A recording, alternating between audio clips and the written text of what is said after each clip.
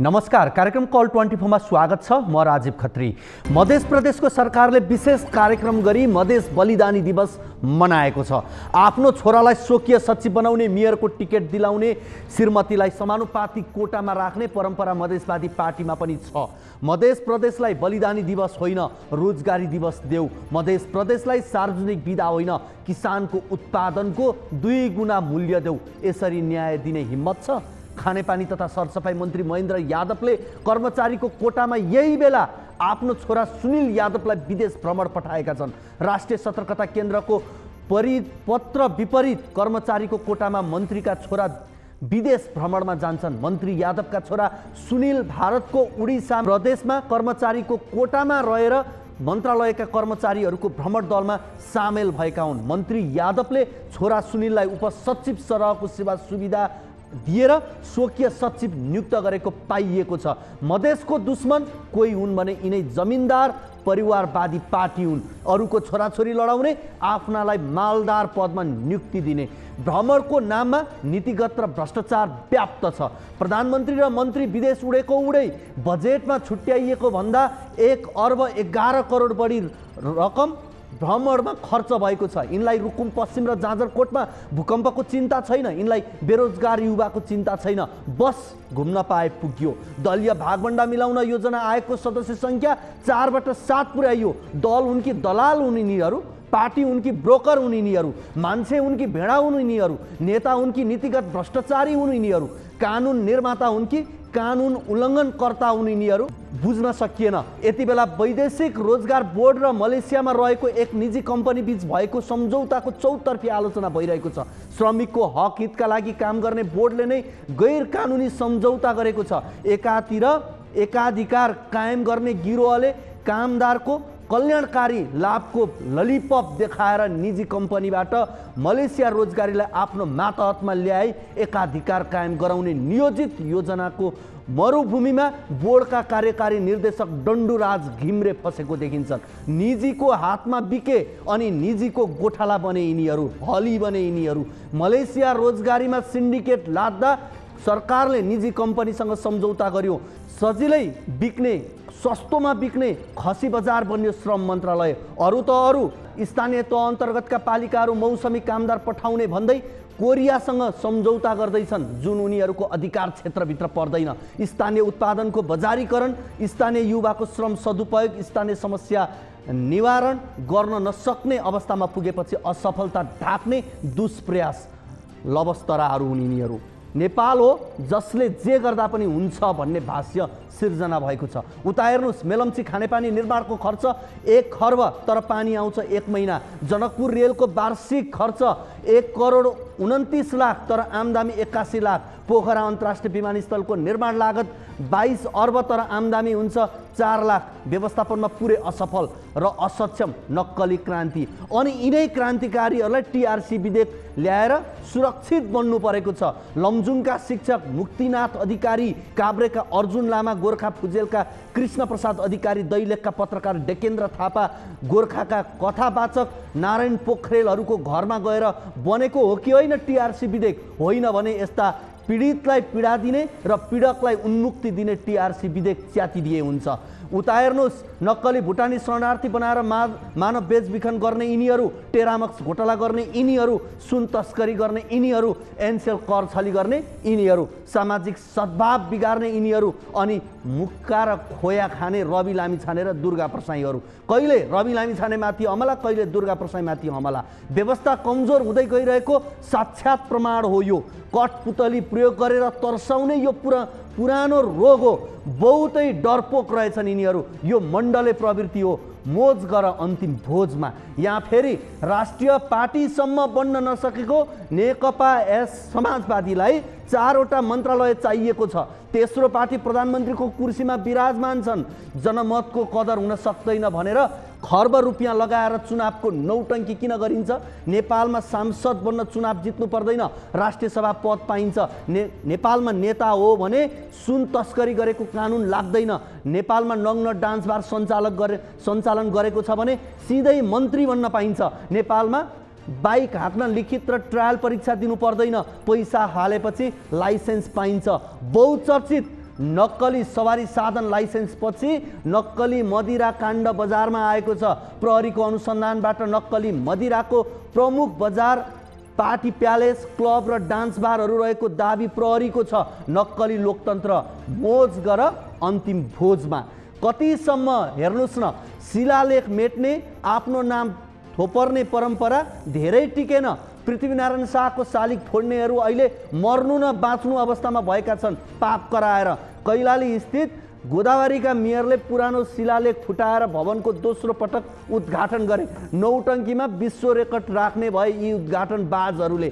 अलि अस्ति मेलम्ची खानेपानी 5 पटक उद्घाटन गरिसके। यो देशमा शालिग र शिलालेख भत्काउने प्रतिस्पर्धा चलेको छ। एउटै चिजलाई पटक पटक उद्घाटन गर्ने लहर चलेको छ।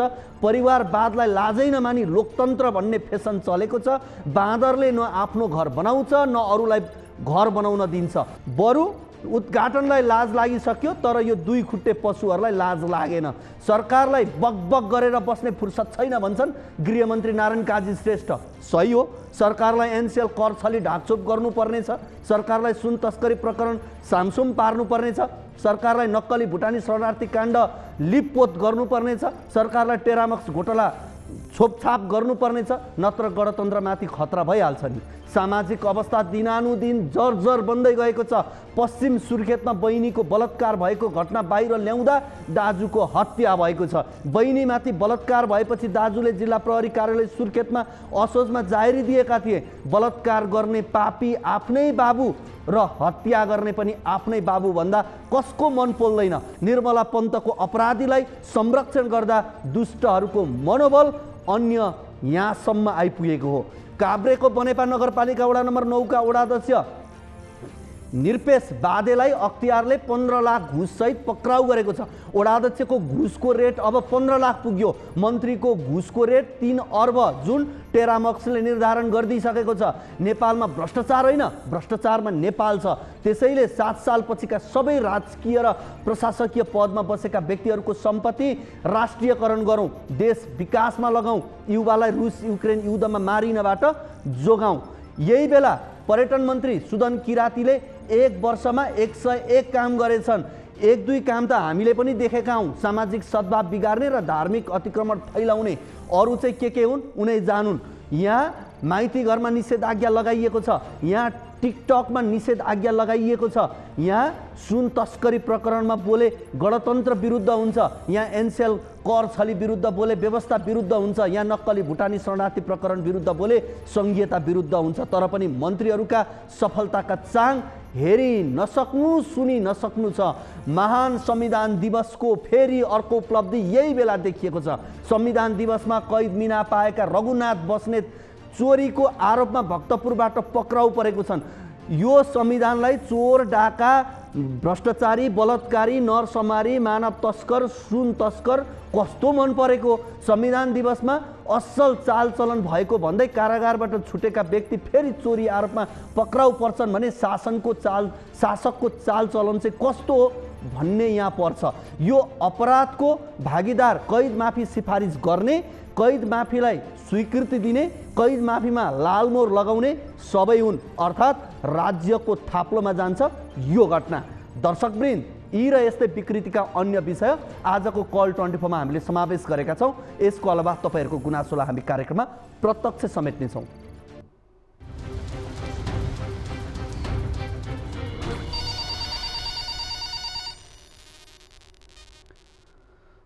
दर्शकवृन्द, तपाईँको पनि कुनै समस्या जिज्ञासा अभिव्यक्तिहरू छन् भने हामीलाई फोन गर्न सक्नुहुनेछ। सम्पर्क गर्नका लागि टोल फ्री नम्बर 1660 012 2424, एनसिएल नम्बर 98 015 72 424 र एनटिसी 97 45 61 56 54 मा कल गर्न सक्नुहुनेछ। तपाईँले एनसिएल को नम्बरमा भाइबर मार्फत पनि गुनासाहरू टिपाउन सक्नुहुनेछ। कार्यक्रमको सुरुवातमा लागौँ पहिलो रिपोर्टतर्फ। काठमाडौँ महानगरपालिकाले रोजगारी र आय वृद्धि काठमाडौँको समृद्धि कार्यक्रमको सुरुवात गरेको छ। महानगरको सामाजिक विकास विभागले कार्यान्वयन गर्ने यस कार्यक्रममा सिप नजानेका र सिपको स्तरोन्नति गर्नुपर्ने व्यक्तिलाई सिप सिकाउने तथा सिपको स्तरोन्नति गराउने क्रियाकलाप सञ्चालन हुनेछन्। सिप र दक्षता भएकालाई रोजगार दिने र जनशक्ति उत्पादन बीचको खाडल पूरा गर्ने महानगरको योजना छ। महानगरले महत्त्वाकांक्षाका साथ सुरु गरेको यो कार्यक्रममा कस्ता व्यक्तिले कस्तो तालिम पाउने अवसर पाउने छन् त? काठमाडौँको समृद्धिका लागि यो कार्यक्रमको समग्र व्यवस्थापन कसरी गरिनेछ त? हेरौँ यो सामग्री।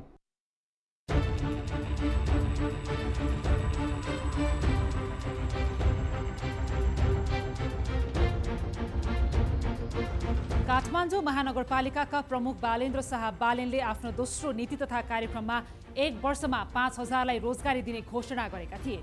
देशमा बढ्दो बेरोजगारीका कारण निराश भएका युवालाई बालेनको यस्तो घोषणाले उत्साहित बनाएको थियो। 3 वर्षभित्र महानगरको बेरोजगारीको समस्या समाधान गर्ने भनी गत असोजमा बालेनले गरेको घोषणाले अब भने औपचारिक रूपमै गति पाउने भएको छ। यस योजना अनुसार महानगर क्षेत्रभित्र रहेका दक्ष, अर्धदक्ष र अध्यक्ष जनशक्तिको सूचीकरण गरिने र अध्यक्षलाई दक्ष बनाउन सिपमूलक तालिम दिइनेछ। आफ्नो योजनाबारे मेयर बालेन के भन्छन् त यो हेरौँ। काठमाडौँ महानगरपालिका क्षेत्रभित्र रहेका दक्ष, अर्धदक्ष र अध्यक्षहरूलाई चाहिँ लिस्टिङ गर्ने सोच बनाएका छौँ, जसमा लिस्टिङ भइसके पछाडि श्रम ब्याङ्क अन्तर्गत अर्धदक्षलाई चाहिँ दक्ष अपग्रेड गराउने, दक्षलाई चाहिँ तालिम अथवा इन्टरभ्यूको लागि चाहिँ अथवा कुनै कामको लागि इन्टरभ्यू दिन सक्ने क्षमतालाई वृद्धि गराउने र अध्यक्षलाई चाहिँ विभिन्न हाम्रो 15वटा स्थानहरूमा चाहिँ तालिम दिने व्यवस्था गराउनेछौँ। हामीले यसमा आबद्ध हुनुभएका दक्ष, अर्धदक्ष अथवा भनौँ न अध्यक्षहरूलाई चाहिँ महानगरपालिका क्षेत्रभित्रै रहेका पूर्वाधार विकास, वातावरण विकास, सरसफाई जस्ता विभिन्न कार्यहरूमा लगाउन सक्छौँ र सँगसँगै अन्य सरकारी निकाय, प्राइभेट निकाय जस्ता सङ्घ संस्थाहरूमा पनि आबद्ध गराउन सक्छौँ। यस वर्ष 15,000 व्यक्तिलाई निःशुल्क सिपमूलक तालिम प्रदान गर्ने, जसमध्ये 5,000 जनालाई प्रत्यक्ष रोजगारीमा आबद्ध गराउने लक्ष्य राखिएको छ।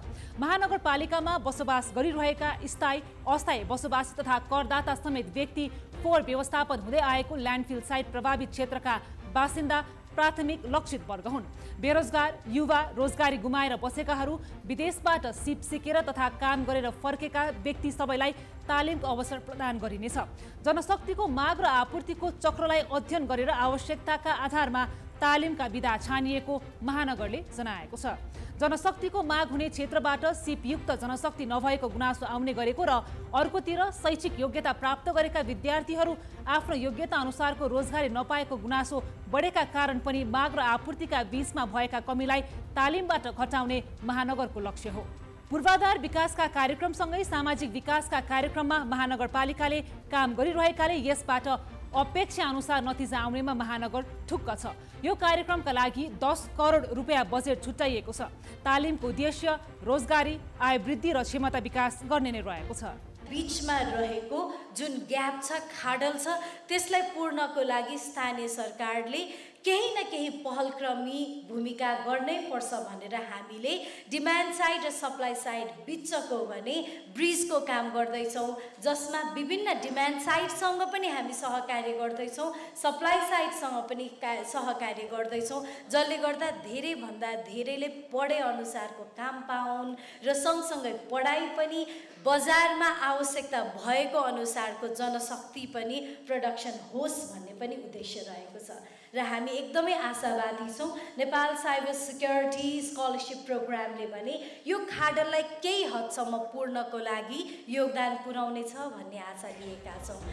अब हेरौँ महत्त्वाकांक्षी योजना अघि सारेको महानगरले दिने तालिमहरू के कस्ता छन् त? प्रोफेसनल कम्प्युटर हार्डवेयर, नेटवर्किङ तथा सीसीटीभी क्यामेरा जडान तथा मर्मत तालिम, सफ्टवेयर डेभलपमेन्ट तालिम, प्रोफेसनल इलेक्ट्रिसियन एन्ड प्लम्बिङ तालिम, सिलाई कटाई तथा फेसन डिजाइनिङ तालिम, कन्स्ट्रक्सन लेबर तथा मिस्त्री तालिम, ब्युटी पार्लर तथा सैलुन तालिम, मोटरसाइकल रिपेयर मेन्टेनेन्स तालिम, लाइट भेहिकल मेन्टेनेन्स तालिम, कार्पेन्टर तथा इन्टेरियर डिजाइनिङ तालिम, हस्तकला तथा मूर्तिकला तालिम, आकाशे पानी सङ्कलन तथा रिजर्भ बोरिङ तालिम, सरसफाई तथा माली तालिम, कौशी खेती भर्टिकल फार्मिङ तालिम, heavy equipment operator black wheel loader excavator तालिम, फास्ट फूड चाइनिज र इन्डियन कुक तालिम, बारिस्ता बेकरी तालिम, बारटेन्डर वेटर वेट्रेस तालिम, होम एप्लिकेसन मर्मत तालिम, अनलाइन रोजगार जब तालिम, सम्पदा निर्माण तथा मर्मत तालिम, प्रोफेसनल अकाउन्टिङ तालिम, रिसेप्सनिस्ट तथा क्यासियर तालिम, मार्केटिङ तथा डिजिटल मार्केटिङ तालिम, ग्राफिक्स डिजाइन, भिडियोग्राफी तथा भिडियो एडिटिङ, एल्युमिनियम यूपीवीसी फेब्रिकेसन तालिम, टुरिस्ट गाइड तालिम, सेक्युरिटी गार्ड तालिम, स्पा तथा थेरापी तालिम, लघु उद्यम विकास सहजकर्ता तालिम, जुत्ता बनाउने तालिम, सहकारी व्यवस्थापक तालिम, गरगहना बनाउने तालिम, विभिन्न खेलकुदका तालिम। चालु आर्थिक वर्षबाट कार्यान्वयनमा आएको यो कार्यक्रममा सहभागी हुन गत असोज 22 गते गरिएको सार्वजनिक सूचनाबाट इच्छुक व्यक्तिहरूलाई फारम भर्न आह्वान गरिएको छ। अनलाइन फारममा आफूले तालिम लिन चाहेको विधा छान्न सकिन्छ। अनलाइनमा पहुँच नहुनेका लागि अन्य विधाका तालिम लिन वडा कार्यालयमा गएर फारम भर्न सकिने व्यवस्था मिलाइएको छ। महानगरले सोचे जसरी नै काम भएमा बढ्दो बेरोजगारीको समस्या केही हदसम्म कम हुने अपेक्षा गर्न सकिन्छ। आलोचना गर्न मात्रै आलोचना गरिएको होइन, तर यो पनि सत्य हो कि काठमाडौँ महानगरले सारेका कतिपय योजनाहरू अलपत्र छन्। कुनैमा अदालतले अंकुश लगाएको छ। बालेनले गरेका कतिपय निर्णयहरूमा उनी आफै ब्याक भएका उदाहरण पनि छन्। उनलाई राजनीतिक दलका नेताहरूले अपरिपक्व पनि भन्ने गरेका छन्। जे होस्, आफ्नो क्षमता, ज्ञान र कुशलताले काठमाडौँलाई पूर्ण विकसित र विश्वकै उत्कृष्ट सहर बनाउन लागि परेका बालेनलाई जनताले साथ भने दिल खोलेर दिएका छन्। सबै नागरिकले महानगरसँग अपनत्व महसुस गर्न सके भने पक्कै पनि भन्ने छन्, मेयर साहब भएको एउटा मन कतिपल्ट जित्नुहुन्छ। अब लागौं मुगुको अर्को प्रसङ्गतर्फ। मुगुको गमगढी तालचा सडकको छेउमा सानो टिनको टहरामा बस्दै आएकी नानी भाउ विकको जग्गासहित घर निर्माण हुने भएको छ। जन्मजात शरीरको तल्लो भाग नचल्ने नानी भाउ घरबार विहीन अवस्थामा रहेको रिपोर्ट गएको कार्तिक 29 गते कार्यक्रम कल 24 मा हामीले प्रसारण गरेपछि छायानाथ रारा नगरपालिका र छाया नेपाल नामक संस्थाले घरवास निर्माण गरिदिन लागेको हो। हेरौँ यो फलोअप रिपोर्ट।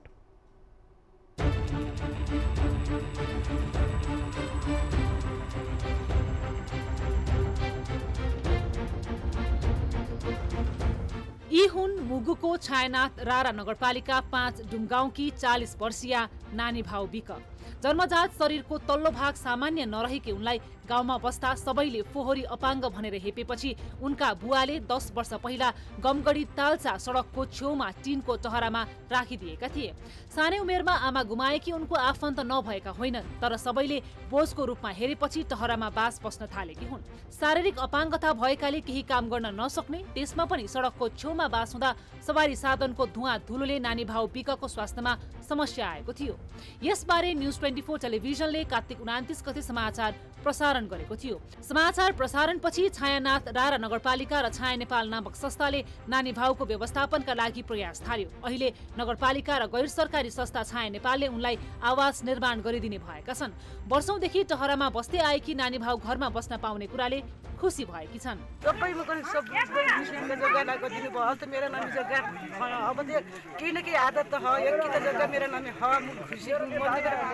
छोरालाई लागि अलिकति थियो, ठाउँ थिएन, बस्ने बास थिएन, के गर्ने बस्ने हो, के गर्ने हो। अब घर लगाइदिनु भयो। अझै पनि छोराको लागि कोही पढाइ ठुलो पढाइ लेखाइ गरिदिएको छौँ, खुसी। नानी भाउको लागि अबको 2-3 महिनाभित्रै आवास निर्माण सम्पन्न गर्ने छाया नेपालको तयारी छ, जसका लागि 2,50,000 मा जग्गा खरिद गरिएको छ। किनेर चाहिँ यो जग्गा 2 लाख 20,000 तिरेर जग्गा नगदै दिएर किनेको जग्गा हो। यो जग्गा चाहिँ नगर प्रमुखजीबाट हस्तान्तरण पनि भइसकेको छ। अब हामीले अबको 2 महिनाभित्रमा, आज माघ 1 गते भयो, फागुन चैत महिनाभित्रमा हामी सिद्ध्याउने गरी हामीले भवन निर्माण कार्य सम्पन्न गर्ने गरी हामी चाहिँ अब यहाँ शिलान्यासमा लागेका छौँ। यता छायानाथ रारा नगरपालिकाले समेत नगरसभाबाट केही रकम विनियोजित गरेको छ। नगरपालिकाबाट र छाया नेपालबाट साझेदारीका लागि अब यो चाहिँ भवन आज शिलान्यास भएको छ। नगरपालिका र छाया नेपालबाट संयुक्त साझेदारीमा भवन निर्माण हुनेछ र अन्य पछिका दिनमा केही अझै हामीले केही गर्नु परेपछि र भित्र चाहिँ अपङ्ग मैत्री, अब शौचालय होला, एटेच बाथरुम होला, त्यसका लागि पनि हामी नगरपालिका र छाया नेपालबाट साझेदारी गरेर त्यहीँ भित्रै चाहिँ बन्ने गरी हामी चाहिँ त्यो लागत साझेदारीमा चाहिँ बनाउन तयार हुनेछौँ भन्ने म प्रतिबद्धता गर्न चाहन्छु। नानी भाउ अपाङ्गता भएका व्यक्ति मध्येकी एक पात्र मात्रै हुन्। मुगु जिल्लाभर फरक फरक प्रकृतिका अपाङ्गता रहेका धेरै व्यक्ति छन्। उनीहरूको संरक्षणमा स्थानीय सरकार तथा सरकारवाला निकायले ध्यान दिनुपर्ने देखिन्छ।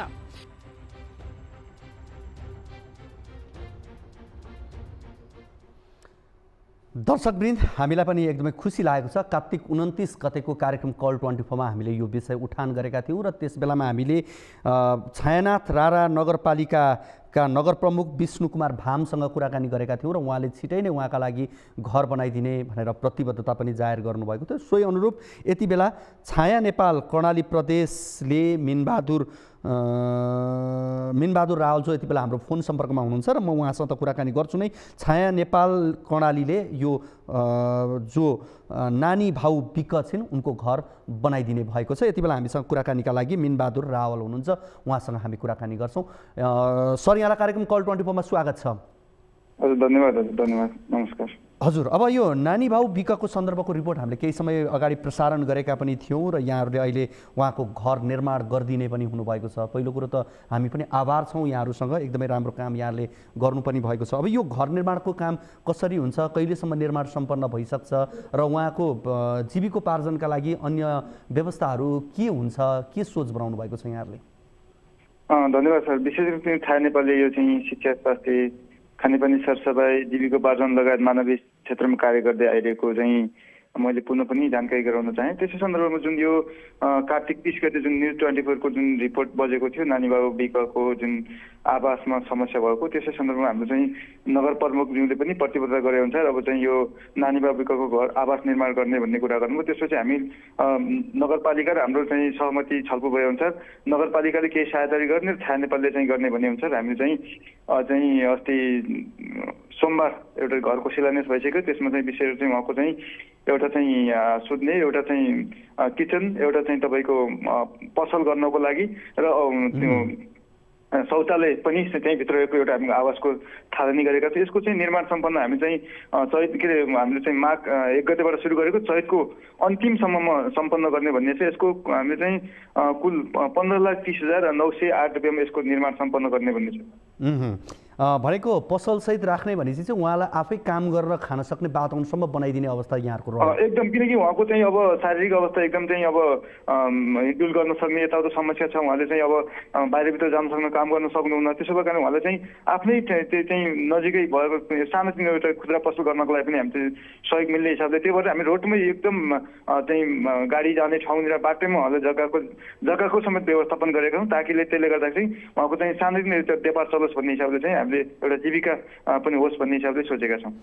यो एकदमै राम्रो काम हो। अब म अलिकति यहाँको संस्थाको बारेमा मैले बुझ्न चाहेँ यहाँसँग कुराकानी गरिसकिसकेपछि। अब यो अहिले उहाँको घर त बनाइदिनु भयो नानी भाउ बिकको, त यो लगायत अन्य उहाँहरूले यस्ता व्यक्तिहरूको काम पनि गरिरहनु भएको छ अन्य क्षेत्रमा? हामीले यो छाया नेपालले विशेष त मैले अघि पनि भने शिक्षा, स्वास्थ्य, खानेपानी, सरसफाइ, जीविकोपार्जन तथा मानवीय सहायता विभिन्न क्षेत्रमा हामी चाहिँ विभिन्न 7वटा प्रदेशमा हामीले काम गर्दा, विशेष हाम्रो चाहिँ 2वटा प्रदेशमा कर्णाली र मध्य प्रदेशमा हाम्रो कार्यालय नै स्थापना छ।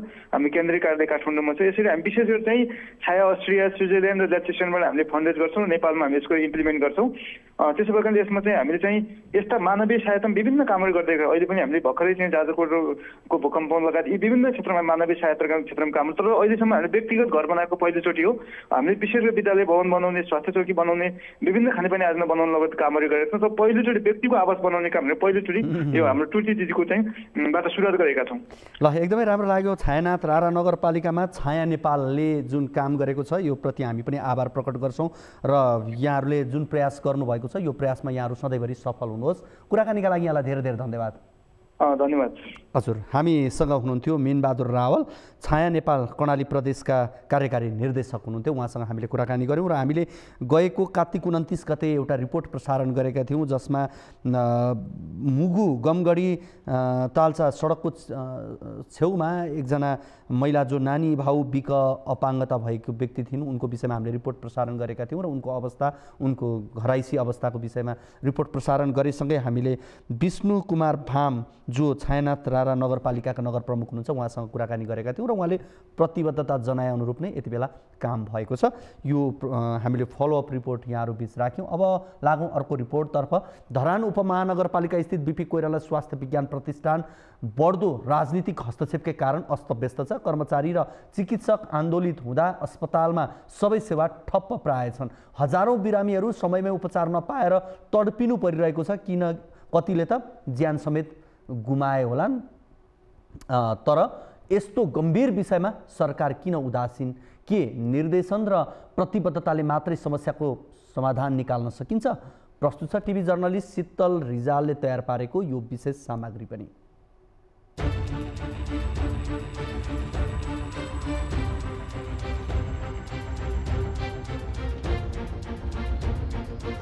धरान उपमहानगरपालिकाका मेयर हर्क साम्पाङ गत सोमबार एकाएक बीपी कोइराला स्वास्थ्य विज्ञान प्रतिष्ठानमा ताला लगाउन पुगे।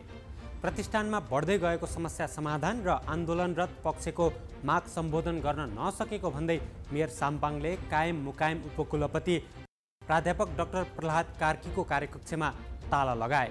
मलाई भेटेर मात्रै खोल्नुपर्छ यो, ल म खोल्छु। उपकुलपति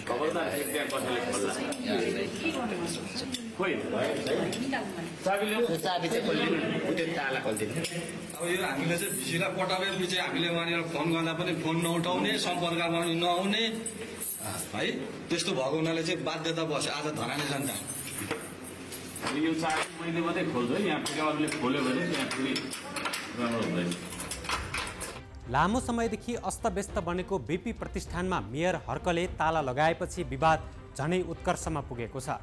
चिकित्सक र कर्मचारी आन्दोलित भएकै कारण आइतबारदेखि आकस्मिक बाहेकका सबै सेवा ठप्प छन्। अस्पतालको नियमित सेवा ठप्प हुँदा दैनिक 3000 भन्दा बढी बिरामी उपचारबाट वञ्चित हुनु परेको छ। 1000 भन्दा बढी बिरामीको रुटिन अपरेसन अनिश्चितकालका लागि स्थगित भएको छ।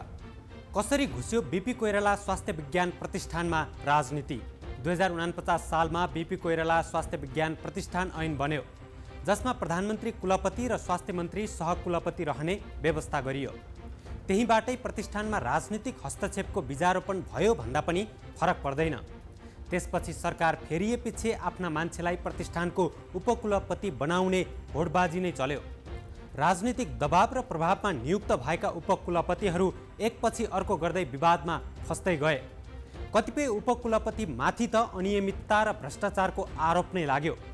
उपकुलपतिको भूमिकामाथि प्रश्न उठाउँदै कर्मचारी र चिकित्सक आन्दोलनमै उत्रिनुपर्ने अवस्था बन्दै गयो। अवस्था जटिल बन्दै गएपछि सरकारले 2075 सालमा तत्कालीन सचिव केदार बहादुर अधिकारीको संयोजकत्वमा छानबिन समिति नै गठन गर्यो। समितिले व्यवस्थापकीय पक्षको कमजोरी औल्याउँदै सुधार गर्नुपर्ने सुझाव सहितको प्रतिवेदन बुझायो, तर कार्यान्वयन भएन। त्यसपछि 2078 सालमा अर्को छानबिन समिति गठन भयो। तत्कालीन सचिव वैकुण्ठ अर्यालको संयोजकत्वमा गठन भएको उक्त समितिले नीतिगत सुधार र राजनीतिक हस्तक्षेपको अन्त्य गर्नुपर्ने सुझाव दियो। उक्त प्रतिवेदन पनि दराजमै थन्किनु बाहेक काम लागेन। यसबाहेक डाक्टर जगदीश प्रसाद अग्रवालको संयोजकत्वमा बनेको छानबिन समितिको प्रतिवेदन पनि कार्यान्वयन हुन सकेन। बीपी स्वास्थ्य विज्ञान प्रतिष्ठानको समस्या समाधानका लागि सरकारले अहिलेसम्म 3वटा त छानबिन समिति नै बनाएको छ। समस्या समाधानका लागि बनेका आन्तरिक समितिको त कुरै नगरौँ। तर समस्या सधैँ उस्तै किन? बीपी कोइरालाका नाममा 2050 साल भदौ 24 गते स्थापना भएको यो प्रतिष्ठान कुनै बेला देशकै अब्बल मानिएको थियो। उत्कृष्ट स्वास्थ्य सेवा, प्रभावकारी अनुसन्धान र स्वास्थ्य शिक्षाका दृष्टिले समेत यो प्रतिष्ठानको नाम कहलिएको थियो। तर दलीय पहुँचकै आधारमा नियुक्ति खाने पदाधिकारी प्रतिष्ठान सुधारमा भन्दा पनि आर्थिक अनियमितताका घटनामा संलग्न हुँदा यसको साख खस्किँदै गएको छ। औषधि, उपकरण खरिद र भौतिक पूर्वाधार निर्माणमा भ्रष्टाचार भएको भन्दै अख्तियार दुरुपयोग अनुसन्धान आयोगले कागजात नियन्त्रणमा लिएर छानबिन समेत गरिरहेको छ। यी सबै समस्याको प्रमुख जड नै राजनीतिक नियुक्ति हो भन्नेमा दुई मत छैन। बीपी स्वास्थ्य विज्ञान प्रतिष्ठान मात्रै होइन, देशैभरिका थुप्रै प्रतिष्ठान र विश्वविद्यालयको हालत पनि उस्तै छ। यो कुरा सरकार, राजनीतिक नेतृत्व र सरकारवाला निकायलाई अवगत नभएको पनि त कहाँ हो र? तर खोइ समाधानको उपाय कसले खोज्ने? यसो त पछिल्लो समय प्रधानमन्त्री पुष्पकमल दाहाल प्रचण्डले विश्वविद्यालय र प्रतिष्ठानहरूमा हुने भागबण्डाको राजनीति अन्त्य गर्ने प्रतिबद्धता जनाउँदै आएका छन्। अब विश्वविद्यालयहरूमा राजनीतिक भागभण्डा हुने छैन। संसारको कुनै पनि कुनामा रहेका योग्य नेपालीले विश्वविद्यालय सुधारको प्रष्ट र इमान्दार खाकासहित उपकुलपतिमा दाबी गर्न सक्नेछन्। अब मेरिटोक्रेसी सुरु हुनेछ। त्रिभुवन विश्वविद्यालय त्यसको प्रस्थान बिन्दु बन्नेछ। नेपालका विश्वविद्यालयहरू रित्तिँदै जाने, युवा जनशक्तिसँगै पुँजी पनि पलायन हुने डरलाग्दो अवस्था अन्त्य गर्न तथा शिक्षामा गुणस्तरीय र प्रतिस्पर्धी जनशक्ति देशभित्रै उत्पादन गर्न बहुआयामिक कदम चालिँदैछ। 2 दिन अगाडि मात्रै पनि प्रधानमन्त्री प्रचण्डले बीपी स्वास्थ्य विज्ञान प्रतिष्ठानको समस्या तत्काल समाधान गर्न निर्देशन नै दिए। राजनीतिक भागभण्डा र नियुक्तिमा हुने अनियमित चलखेलकै कारण कहलिएका संस्थाहरू पनि थला पर्दै गएका छन्। शिक्षा, स्वास्थ्य जस्ता क्षेत्रमा घुसेको राजनीतिक दाउपेचले उल्लेख्य काम गरिरहेका र आशा देखाइरहेका संस्थाहरू पनि जटिल स्थितिमा पुग्दै गएका छन्। यस्तो बेला सुशासन कायम गर्ने र सुधारका काम गर्ने विषयलाई निर्देशन र प्रतिबद्धताले मात्रै सत्मार्गमा आउलान्, प्रश्न सबैमाथि तेर्सिएको छ। दर्शकवृन्द, कार्यक्रम कल 24 तपाईहरु हेर्दै हुनुहुन्छ। कार्यक्रममा यति बेला भने पालो भएको छ छोटो ब्रेकको।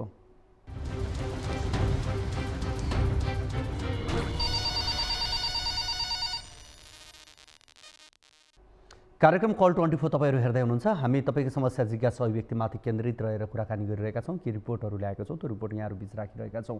लागौं कार्यक्रममा यति बेला अर्को रिपोर्टतर्फ। सरकारले सामुदायिक विद्यालयहरूको व्यवस्थापन र सञ्चालनको जिम्मा स्थानीय सरकारलाई दिए पनि प्रगतिको अवस्था सन्तोषजनक छैन। जनप्रतिनिधिले विद्यालय व्यवस्थापनमा पर्याप्त ध्यान नदिएको, विद्यालय व्यवस्थापनमा समस्या आइरहेको गुनासो बढिरहेको छ। नवलपरासीबाट टिभी जर्नलिस्ट नारायण सुवेदीको यो रिपोर्ट हेरौं।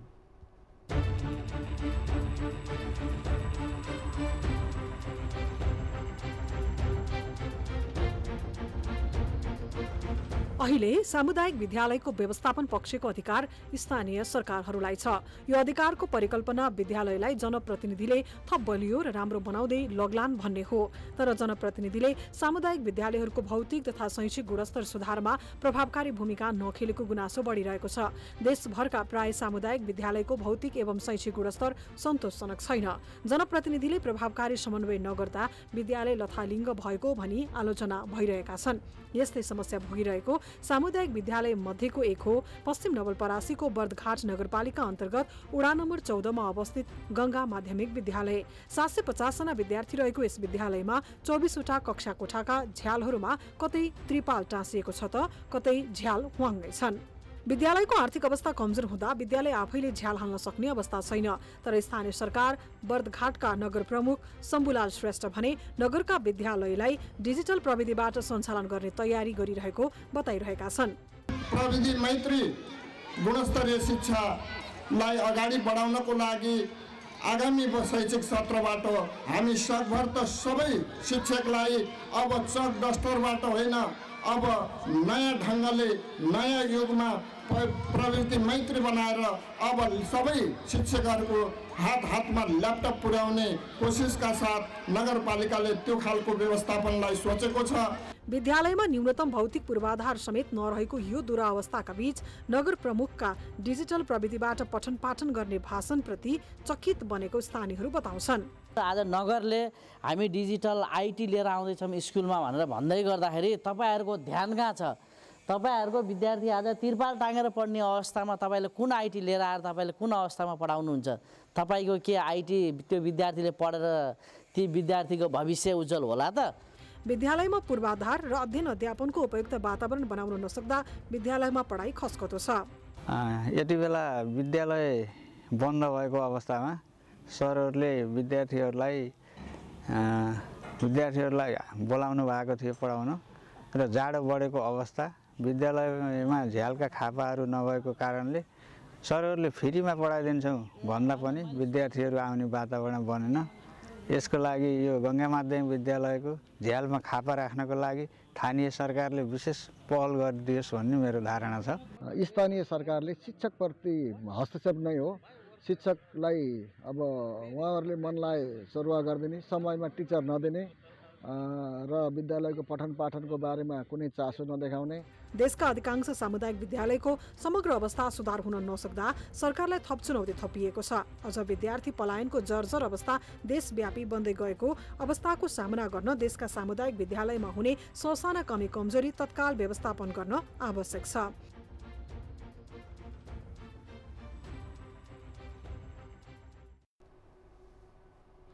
दर्शकवृन्द, हामीले यो नवलपरासीको प्रसङ्गको रिपोर्ट यहाँहरू बीच राख्यौँ र यति बेला यसै विषयमा कुराकानी गर्नका लागि हामीसँग गङ्गा माध्यमिक विद्यालयका अध्यक्ष शोभाकर भुषाल हुनुहुन्छ। उहाँसँग हामी कुराकानी गर्छौँ। न त हामीले बर्दघाट नगरपालिकाका नगर प्रमुख शम्भुलाल श्रेष्ठलाई पनि फोन गरेका थियौँ, उहाँले फोन उठाउनु भएन। यति बेला हामीसँग शोभाकर भुषाल हुनुहुन्छ, उहाँसँग कुराकानी गर्छौँ। सर, यहाँलाई कार्यक्रम कल 24 मा स्वागत छ। हजुर नमस्ते। हजुर, अब विद्यालय हामीले विशेष गरी गङ्गा माध्यमिक विद्यालयको प्रसङ्गको एउटा रिपोर्ट यहाँहरू दर्शकहरूमाझ हामीले राखिसकेका छौँ।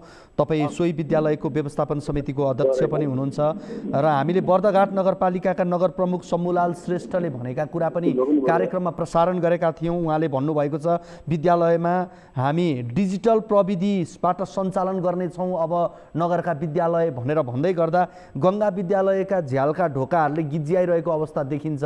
वास्तविकता र उहाँले भनेको अवस्था बन्न सकिने कुरा हो? हजुर सर, तपाईँले मेरो कुरा सुन्नु भएन सुरुदेखि नै? सुने सर, गाडीमा छु म होइन, त्यही भएर। हजुर, अनि त्यो जुन उहाँले त्यो भन्नुभएको छ नि, त्यो हाम्रो झ्याल ढोका छैन भन्ने कुरो त हिसाबको कुरा हो सर। त्यो पटक पटक पुनर्निर्माण भनेर कार्यक्रम माग पनि भएको, त्यो अब त्यो बजेट चाहिँ अब विनियोजित भएन र त्यो निर्माण हुन सकेको छैन। त्यो विद्यालय सामुदायिक विद्यालयहरू प्रायः चाहिँ अब धेरै त्यस्तै अवस्थामा छन्। शिक्षाको गुणस्तरलाई विभिन्न कारणले सुधार गर्न सकिएको छैन सर। त्यो झ्यालको पल्ला 23वटा पल्ला चाहिँ नभएर त्यो हामीले लिखित चाहिँ नगरपालिकामा पेश पनि गरेका हौँ, त्यो चाहिँ नभएकै हो सर।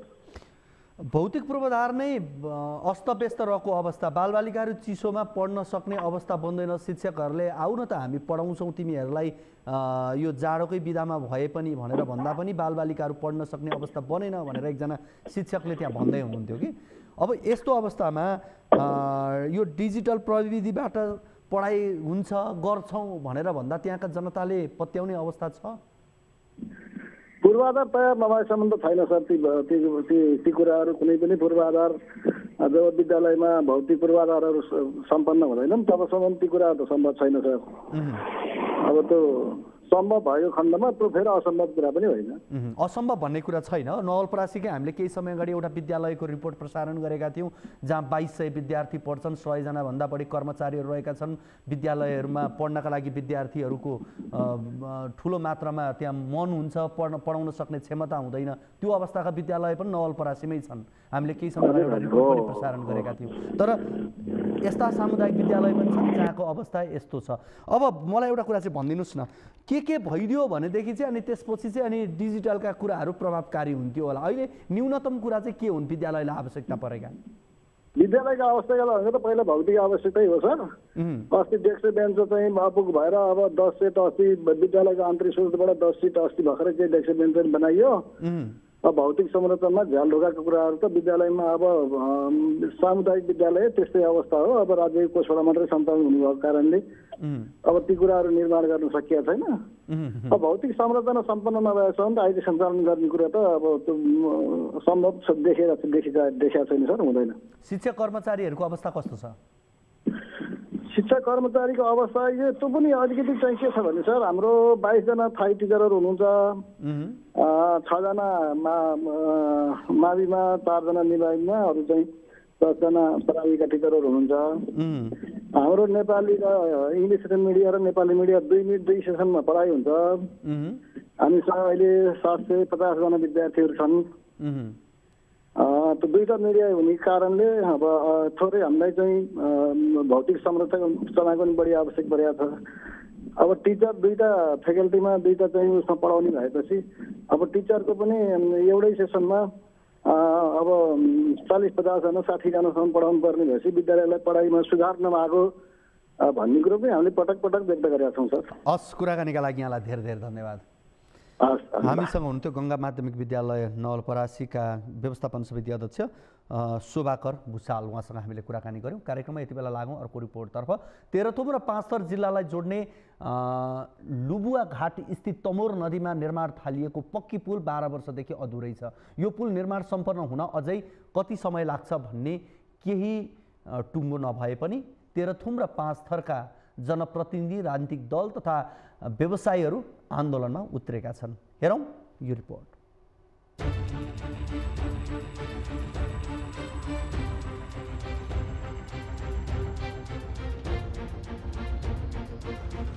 तेह्रथुम र पाँचथर जिल्लालाई जोड्ने लुबुघाट स्थित तमोर नदीमा पुल निर्माण गर्न थालिएको 12 वर्ष भयो, तर यो पुल निर्माणको कार्यले अझै गति लिन सकेको छैन। 2068 साल असारमा स्वच्छन्द निर्माण सेवा कम्पनीसँग 13 करोडमा पुल निर्माणको सम्झौता भएको थियो। सम्झौता अनुसार यो पुल 2072 असारसम्ममा निर्माण सम्पन्न गर्नुपर्ने हो, तर केवल 3 मिटर चौडाइ तथा 157 मिटर लम्बाइको बनाउनु पर्ने यो पुलको काम अहिलेसम्म जम्मा 50% मात्रै सकिएको छ। तेह्रथुम र पाँचथर जोड्ने मेरुदण्ड जस्तै महत्त्व रहेको पुल नै यसरी अस्तव्यस्त हुँदा पुस्तौं अघिदेखि हुँदै आएको व्यापारिक तथा बिहेबारी जस्ता सामाजिक गतिविधिमा यहाँका बासिन्दाले समस्या खेप्नु परेको छ। तेह्रथुमको म्याङ्लुङदेखि धरान जाने बसन्तपुर, सिधुवा, हिले, धनकुटा हुँदै घुमेर 116 किलोमिटर पहाडको यात्रा गर्नुपर्ने देखिन्छ। स्थानीयलाई वर्षौंदेखि यसरी शास्ति भएकाले अब तत्काल पुल निर्माणको काम अघि नबढाए कडा निर्णयमा जाने योजनामा म्याङ्लुङ नगरपालिका रहेको छ। हामी यतिकै सुतेर बस्यौँ भने पुल बन्दैन। यो मुलुकको अवस्था के हो छ भने खोला नभएकोमा पुल बनिन्छ, नदी भएको ठाउँमा पुल बनिँदैन।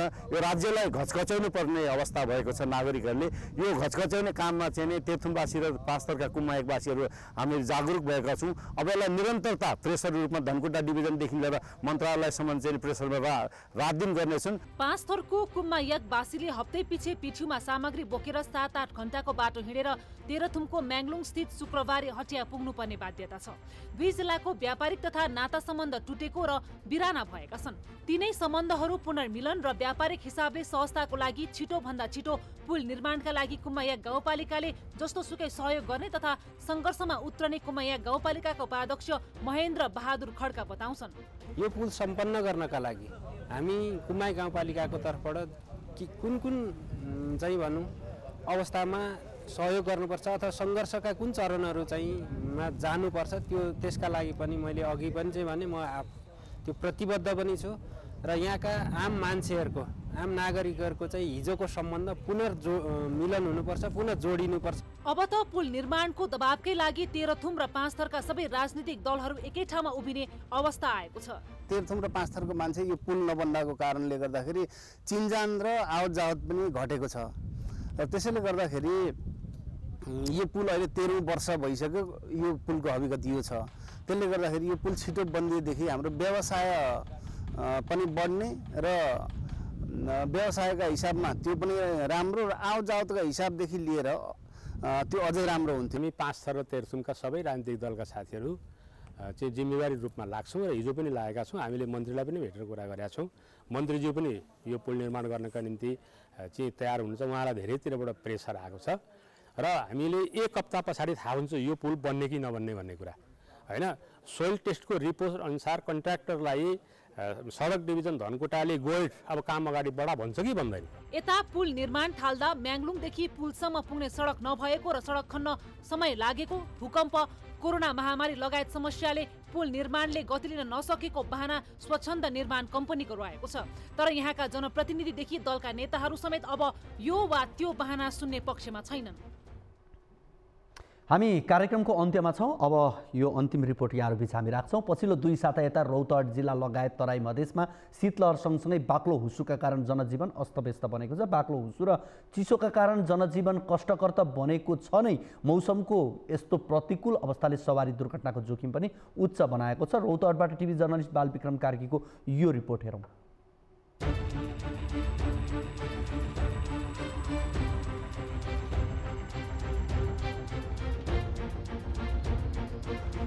पछिल्लो 2 साता यता तराई मधेसका जिल्लाहरूमा बाक्लो हुस्सुसँगैको शीतलहरले जनजीवन कष्टकर बनिरहेको छ। यति मात्रै होइन, मौसमको प्रतिकूल अवस्थाले तराईका जिल्लाहरूमा सवारी दुर्घटनाको जोखिम पनि उच्च बनाएको छ। रौतहट जिल्लाकै कुरा गर्नुपर्दा आर्थिक वर्ष 2080-81 को मङ्सिर महिनासम्म 302वटा सवारी दुर्घटना भएका थिए। यी दुर्घटनामा परि 26 जनाले ज्यान गुमाएका छन् भने 472 जना घाइते भएका छन्। पौष महिनामा मात्र 49वटा सवारी दुर्घटनामा 8 जनाले ज्यान गुमाएको र 70 जना घाइते भएको जिल्ला ट्राफिक प्रहरी कार्यालय रौतहटको तथ्याङ्क छ। अहिले मौसम खराब बन्दै गएको छ। हुस्सुको कारण सवारी चालकहरूले सडकमा छुट्याइएको लेन समेत छुट्याउन गाह्रो पर्ने अवस्था छ। बाक्लो हुस्सुका कारण राजमार्ग र भित्री सडकहरूमा गुड्ने साना ठुला सवारी साधनहरूले नजिकैको दृश्य पनि ठम्म्याउन नसक्दा सवारीहरू एक आपसमा ठोकिने, सडकबाट तल झरेर पल्टने, पैदल यात्रुलाई ठक्कर दिने लगायतका दुर्घटनाका जोखिम उच्च रहेको छ। हुस्सेको कारणले एकदम बाटो अगाडिबाट आएको गाडीहरू देख्दैन, दुर्घटना धेरै भइरहेछ। गाडी पार्किङ राखेको गरेर बसेका गाडीहरू देख्दैन, त्यसमा गएर एक्सिडेन्ट हुने, मोटरसाइकलहरू छिर्ने मेन कारणै त्यही हो। हुस्सुका कारण हुन सक्ने सवारी दुर्घटना जोखिम न्यूनीकरणका लागि जिल्ला ट्राफिक प्रहरी कार्यालय रौतहटले सचेतना अभियान नै चलाएको छ। यो अभियान अन्तर्गत सवारी साधनहरूलाई रोकेर सवारी चालकहरूलाई तीव्र गतिमा सवारी नचलाउन, सवारी साधनमा राखिएका इन्डिकेटर बत्तीहरूको प्रयोग गर्न, एकदमै सचेत भएर सवारी चलाउन अनुरोध गर्दै आइरहेको छ। बाटो सानो छ, त्यसमाथि रफ्तार पनि स्पिडमै आउँछन् गाडीहरू। अनि मैले चाहिँ के अभियान चलाएको छु भने यो कुहिरोमा सबै गाडीहरूलाई रोकेर म्यानुअल्ली सबै गाडीहरूलाई रोकेर बिस्तारै जानुहोस्, बाटो सानो छ, चिप्लो छ, छिटो गयो भन्न सकिन्न, ढिलो गयो अवश्य पुगिन्छ। अत्याधिक चिसो र शीतलहरका कारण जिल्लाका विपन्न परिवारलाई निकै सकस परेको छ। न्यानो कपडाको जोहो गर्न नसक्दा उनीहरू परालको ओन्ने, ओछ्याउने र आगोको भरमा जाडो कटाउन बाध्य छन्। गरिबीको रेखामुनि रहेका नागरिकको जीवनस्तर उकास्न राज्यले कुनै दीर्घकालीन कार्यक्रम नल्याएको कारण उनीहरू जाडो कटाउन सदैव दाताको भर पर्नुपर्ने बाध्यता छ। यता जनताका आवाज उठाउने ठाउँमा पुगेका जनप्रतिनिधिहरू गरिबीको समस्या समाधान गर्न लागिरहेको दाबी गर्न छोड्दैनन्। सधैँ शीतलहर पर्छ, सधैँ गरिबहरू यो शीतलहर प्रभावित भएर मर्छन्, तर हामी यसलाई दीर्घकालीन ढङ्गले समाधान गर्न निम्ति दीर्घकालीन तर्जुमा त्यो कार्यक्रम बनाएर लानुपर्ने ठाउँमा हामी तत्कालीन ढङ्गले के गर्न सकिन्छ भनेर एउटा पपुलारिटीको कमल बाँध्ने, के भन्छ, राहत दिने ढङ्गले हामीले गरेर यो ढङ्गले हुँदैन। ठिक ढङ्गले बरु एकैचोटि कुन टोल एकै ढङ्गले सदुपयोग गरेर बजेटलाई ठिक ढङ्गले सदुपयोग गर्ने ढङ्गले दीर्घकालीन समस्या समाधान गर्ने ढङ्गले तर्जुमा बनाएर योजना बनाएर अगाडि बढ्यो भने मात्रै समस्याको हल हुन सक्छ। प्रत्येक वर्ष चिसो र शीतलहरको कहरबाट नागरिकलाई जोगाउन सरकारले जिल्लामा रहेको विपद व्यवस्थापन समितिलाई निर्देशन दिने सिवाय अरू केही गर्ने गरेको छैन। जबसम्म राज्य चलाउनेहरूको प्राथमिकतामा नागरिक पर्दैनन् तबसम्म नागरिकहरू जाडोले कठ्याङ्ग्रिएर ज्यान गुमाउनु पर्ने बाध्यताबाट बाहिर आउन सक्दैनन्। हरेक वर्षको प्राकृतिक प्रतिकूलताबाट नागरिकलाई जोगाउन सरकार जिम्मेवार बन्ने कि